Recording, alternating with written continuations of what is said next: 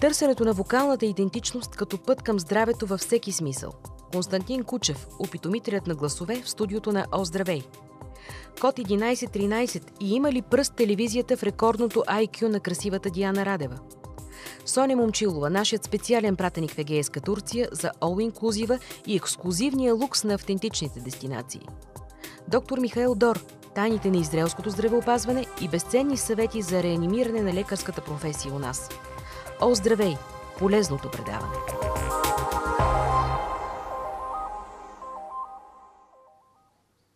Помните ли разказа на Чудомир "Яче изокъм некой ден"? В него старши писарят Митю Епитропов започва да крещи със страшна сила за шуробаджанащината, за корупцията, за леността в учреждението, в което работи в последния ден преди пенсия. Трябва ли да чакате толкова, за да пуснете гласа си, а?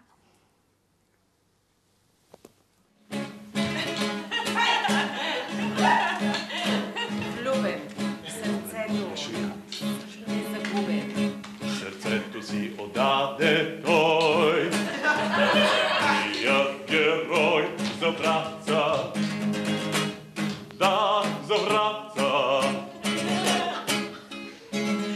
Сърцето си отдаде той, нашият герой за братца, да, за братца, със своите вини.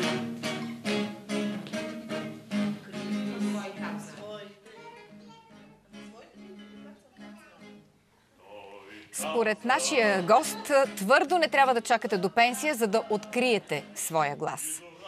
Той е завършил музикалната консерватория Панчо Владигеров, но обожава да свири в подлези с хубава акустика. Тези, които харесват "България търси талант", го помнят като изпълнител на "Лунната крава". Също така много го харесват и любителите на авторската музика с ексцентричен привкус. Да, познахте, в студиото е Константин Кучев. Здравей, Константин, ти си автор и създател на, как да го наречем, на проекта "Открий своя глас" или на отварянето към света "Открий своя глас". Здравейте, много ми е приятно. Ами да, това е един творчески курс, в който всеки е свободен да изрази себе си чрез гласа си. И аз съм помощникът това да се случи, защото твърдо вярвам, че всеки носи уникална изразителност. Както всяко дете, което гледаме, можем да видим как то е едно чудо. Как всеки ден ни изненадва с невероятните си идеи, с песни, които си пее ето така детето, докато си прави нещо друго, с всички свои хрумки. Така всеки един от нас носи тази чувствителност. Просто в един момент си слагаме една преграда, слагаме си някаква външна концепция за това как се правят нещата и си казваме: аз не мога това, аз не мога онова, и се спираме сами. Идеята на този курс е да премахнем тази преграда в изразяването с гласа. Всъщност, отприщвайки гласа, ти отприщваш и много други възможности. Така ли се оказва? Точно така, понеже гласът е...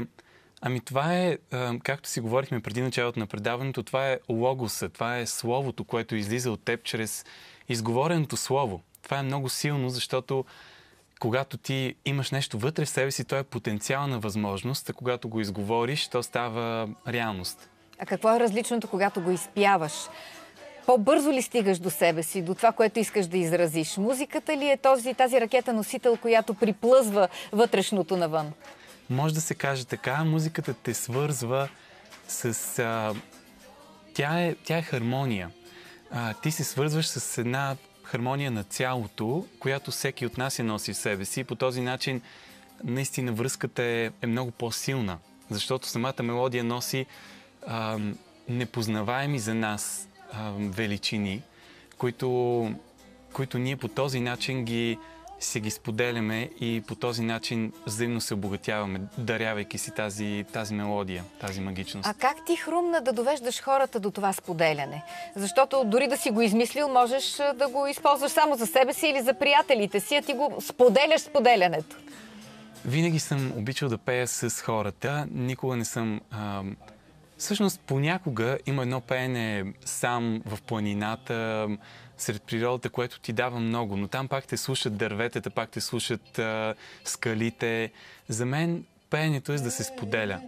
И всъщност дори, понеже се спомена тази песен за лунната крава, след като я написах, аз реших, че от тук нататък искам да правя песни заедно с хората и заедно да измисляме песни и започнах да търся хора, с които да импровизирам. Всъщност така се роди този курс. Исках да намеря същества, с които да можем да творим заедно. И кое е по-ценното? Да пееш в хор, да бъдеш част от едно цяло или да изявиш своя глас?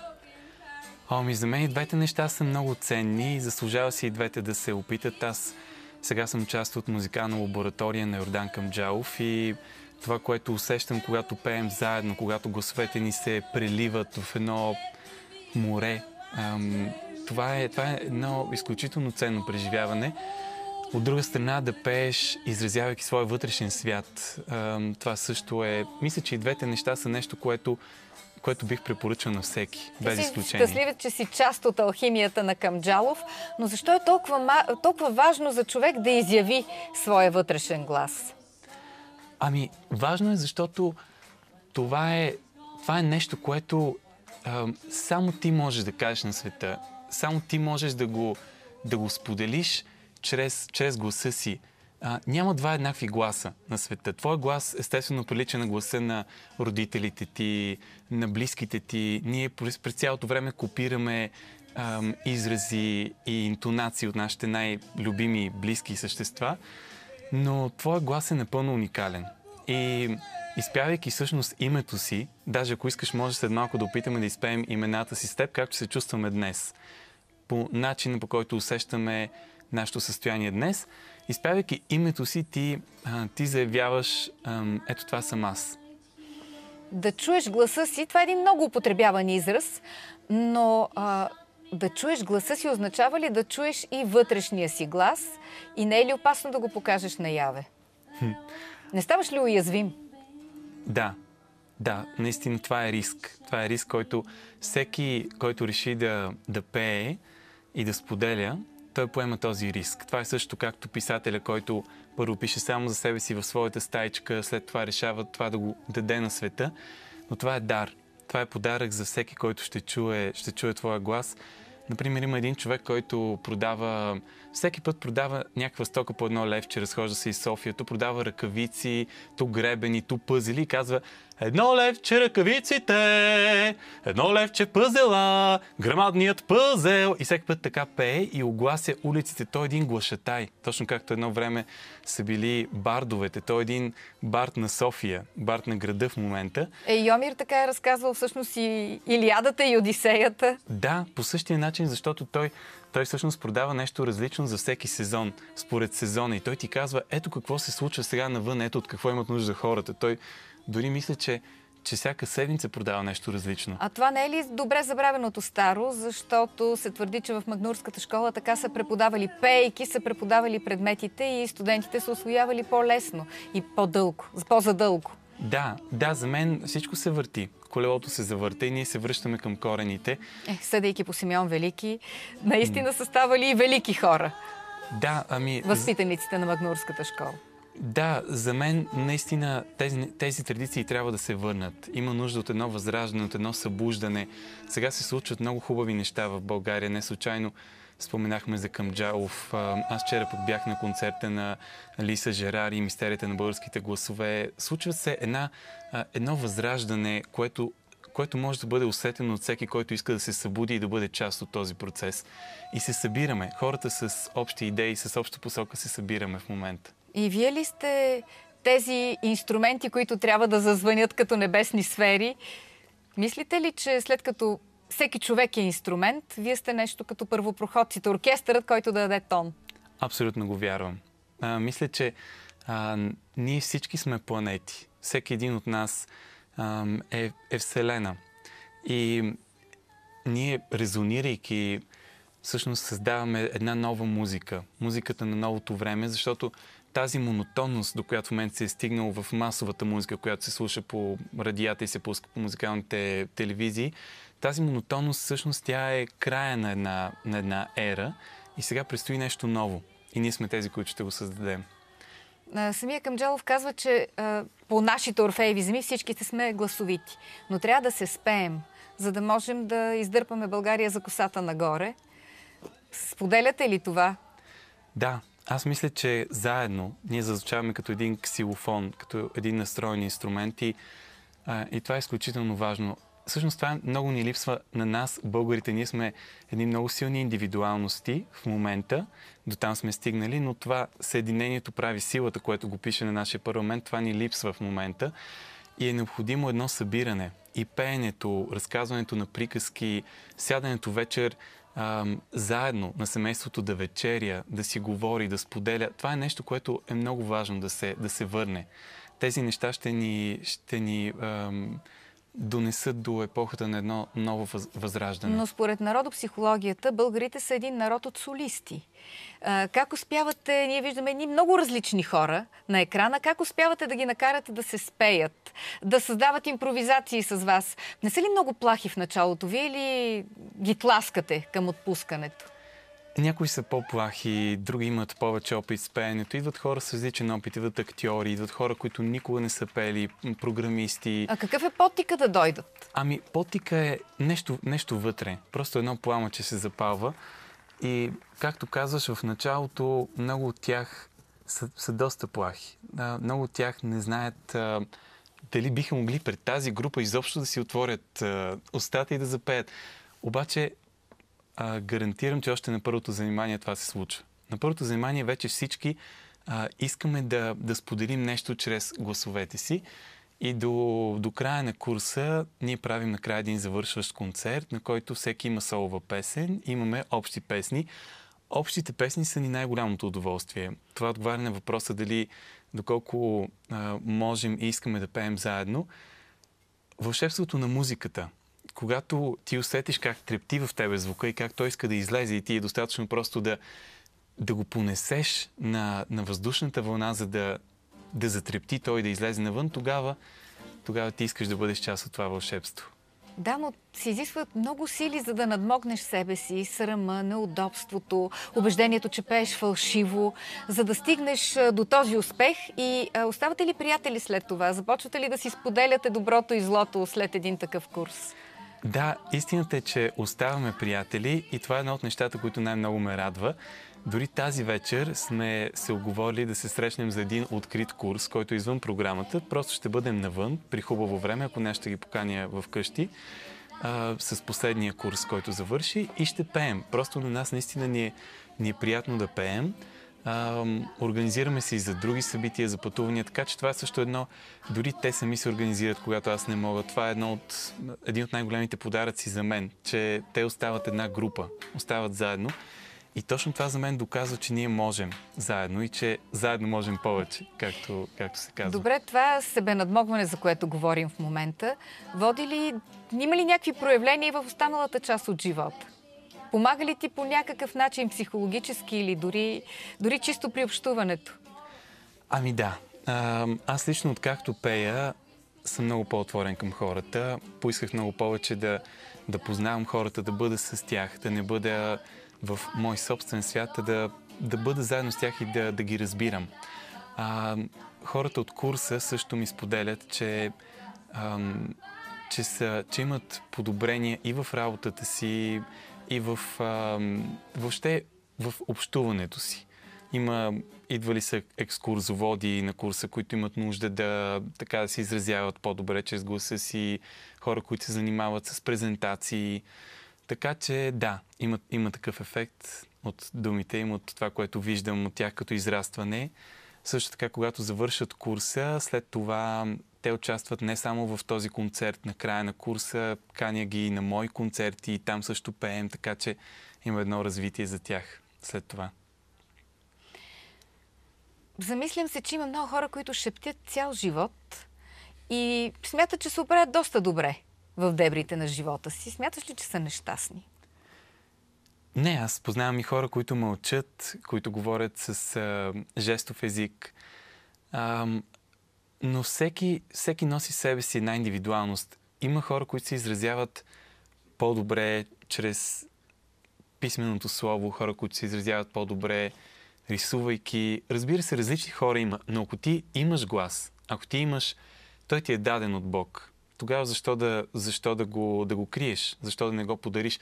Защото гласът е подарък, той е цвят. Тези обертонове, които звънят в нашите гласове, те ни обогатяват, те ни дават едно друго познание за човека срещу нас.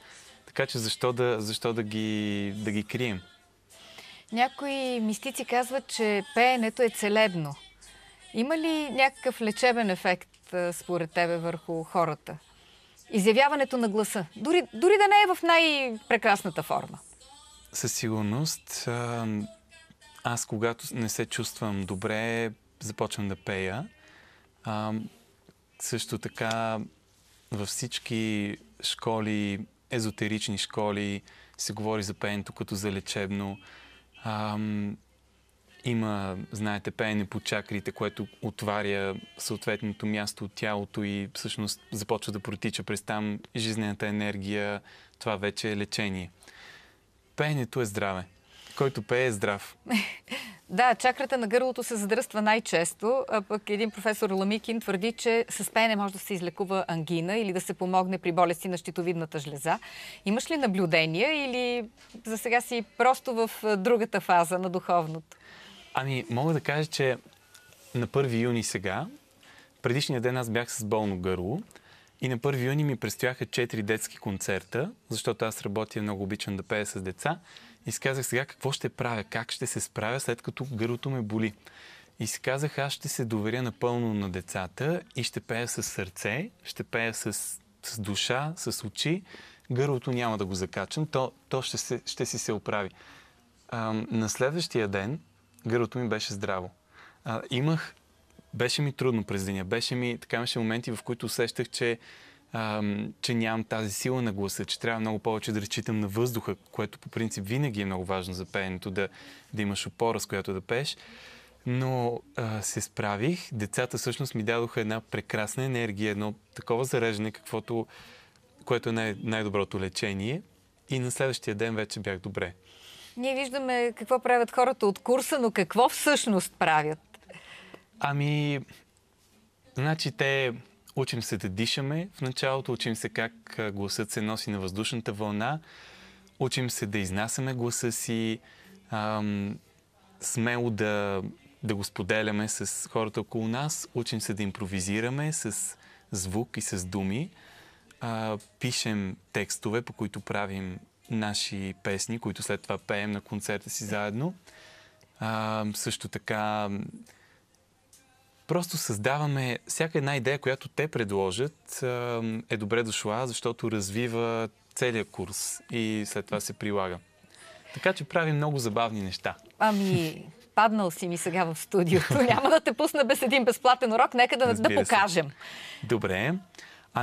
Нека да започнем с теб, като си изпеем имената. Аз ще изпея как се чувствам днес с моето име. И после, ако искаш и ти.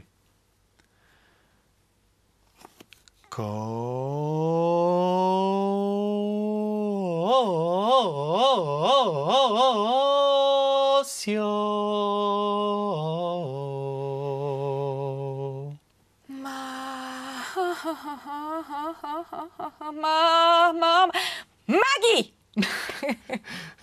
Супер, да. Това накрая звучеше като един взрив от енергия. Защото така. Ти ми вдъхваш такава енергия. Чудесно. Това е началото. Ние, когато си пеем имената, след това ги повтаряме всъщност. Цялата група повтаря това, което пеем, за да можем да усетим състоянието на всеки един и да получим един синхрон в групата. Но ако искаш, може да си подаваме малко с тебе сега звуци на нашия език. Аз ще започна нещо на моя, после ти ми отговори и така ще си подаваме.